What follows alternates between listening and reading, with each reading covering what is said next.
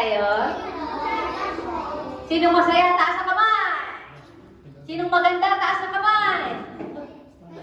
Ayan. Sinong pogi? Taas ang kamay! Ayan. Lahat tayo ay maganda at gwapo dahil lahat tayo ay nilikha ni Jesus. Bakit? Ano yun? Ayaw niya ng corona. Ito yata gusto niya corona. Palit sila. Ito gusto mo? Ito sa'yo? Yan. Yan na. Yan na. Yan. Sino gusto ng story? Kukwentuhan ko kayo pag kayo ay behave. Paano ang behave? Saan ang kamay? Nasa lap. Okay, pikit kayo. Pikit. Ano ang nakikita ninyo? Madilim. Alam nyo ba, nung unang panahon, ang lahat ay madilim. Open your eyes. Kaya lang, nung nakita ni Jesus na lahat ay madilim, anong ginawa niya? Ayun! Dahil madilim, ang sabi ni Jesus, unang araw magkaroon ng liwanag. Nagkaroon ng liwanag? O, try nyo, pikit kayo. Tapos mulat. May liwanag? Anong gusto nyo? Madilim o maliwanag? Kaya, si Jesus, binigyan tayo ng liwanag sa unang araw. Ilang araw meron ba tayo? Ilang araw? Ilang araw? Sunday, Monday, Tuesday, Wednesday, Thursday, Friday, Saturday. Ilan yun? 7. Yung unang araw, Sunday, binigyan tayo ni Jesus na liwanag. Maganda? Pangalawang araw, Monday. Ano kaya ang kulang? Kulang ng sky, tsaka ng sea. Alam niyo yung langit? Tubig. Ayun. So, pagkatapos ng liwanag, nilikha ng Panginoon ng langit at ang mga tubig. Gusto niyo ng tubig? Gusto niyo ng langit? May sky? Diba ang ganda tingnan pag may mga clouds? Oh, kasi gusto ni Jesus maging masaya tayo. Pangatlong araw. Ano kaya ang kulang? Meron ng langit, meron ng tubig. Ano ang wala? Ayun, walang lupa. So, nagkaroon na? Lupa. At ano ang tumutubo sa lupa? Halaman at puno at damo. Pang-apat na araw, tumingin si Jesus sa langit. Parang may kulang. Ano yung kulang sa langit? Kasi clouds lang ang meron. Stars! Ano pa? Araw! Ano pa? Moon! Okay, pang-apat na araw nakita niya, may kulang doon kaya I will make sun, moon, and stars. Gusto niyo ba ng sun? Ng moon? Ng stars? Oh, bait ni Jesus, no? Binigyan niya tayo ng liwanag, tapos binigyan niya tayo ng sky, ng tubig, ng lupa, ng puno, ng halaman, tapos sun, moon, and stars, no? Panglima, tumingin si Jesus sa tubig. Parang may kulang. Ayun, pero? Fish. Ba't tayo binigyan ni Jesus ng fish? Parang meron tayong pangkulang, pero kuulamin natin yung dapat kinakain. Yung may kaliskis at may palikpik. Okay?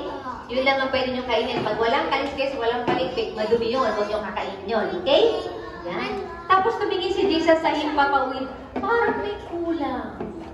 Ano ang kulang? Ibon!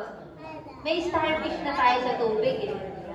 Ibon! So, pang-5 araw, nilikha ni Jesus ang isda at mga ibon. Wow! Ang ganda na ba? Ang ganda na ba ng mundo natin? May liwanag, may sky, may tubig, may lupa, may sun, may moon, may stars, may fish, may bird. Parang may kulang. Ayun! 6, nilikha ni Jesus ang mga tao. Parang may kulang ka rin. Hindi ba? Hayop. Yan, nilikha ni Jesus ang hayop at mga tao. Bakit? Bakit kailangan may hayop, may tao? Kasi meron namang halaman, meron namang sun, may moon. Para mas gumanda, nakakaganda pala kayo ng mundo? O sino nagsasabing maganda siya? O sino nagsasabing pogi siya? O, di ba? Kasi, kaya kayo nilikha ni Jesus para maging maganda at guwapo ang mundo. At ang mga hayop, para saan? Ba't nilikha ni Jesus ang hayop?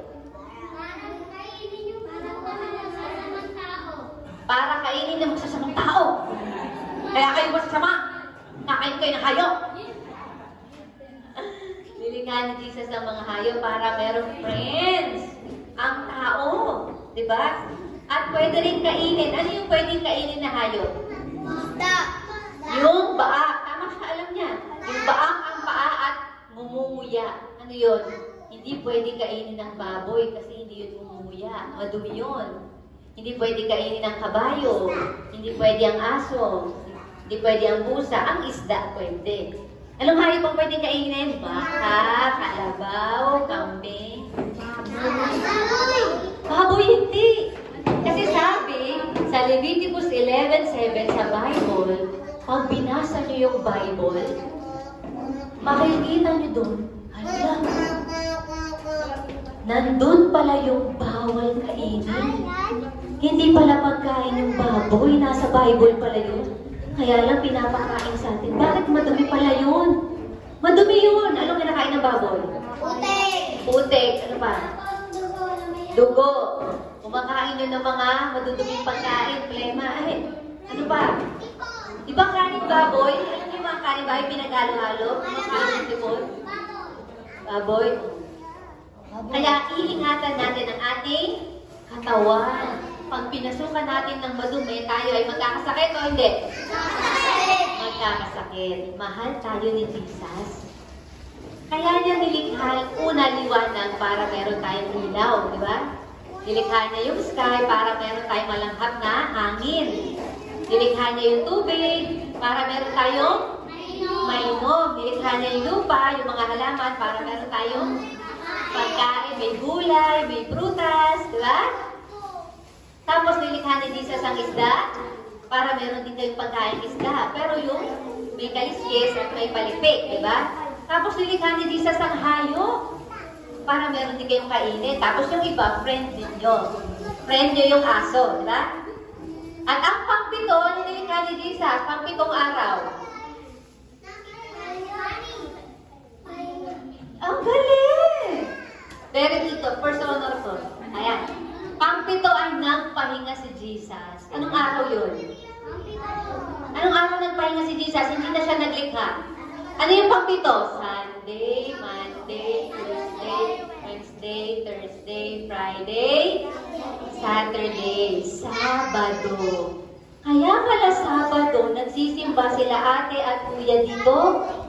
Kasi Sabado pala, ang sabi ni Jesus, araw ng pagsamba. Dapat, kung mahal natin si Jesus, nagpapasalamat tayo kay Jesus, sa lahat ng nilikha niya, kailangan sumisimba tayo, di ba? Sumasamba tayo ng araw ng Sabado. Sino nagsisimba ng Sabado? Oh, very good. Sino nagsisimba ng Linggo? Hindi na Linggo.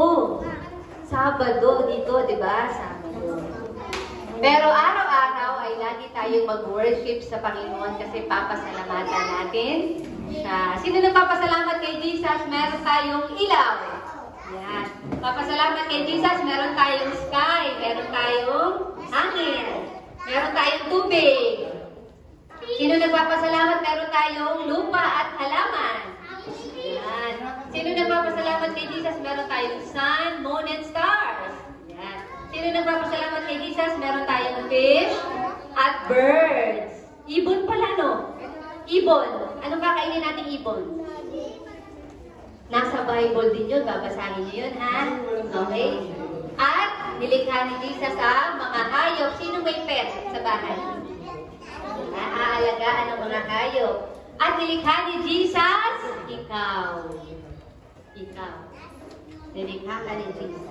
Kaya papasalamatan natin siya sa araw ng Sabado. Okay? O mamaya magtatanong ako ha. Sino makakasagot siya may pagkain? Okay? O sige, thank you so much and God bless.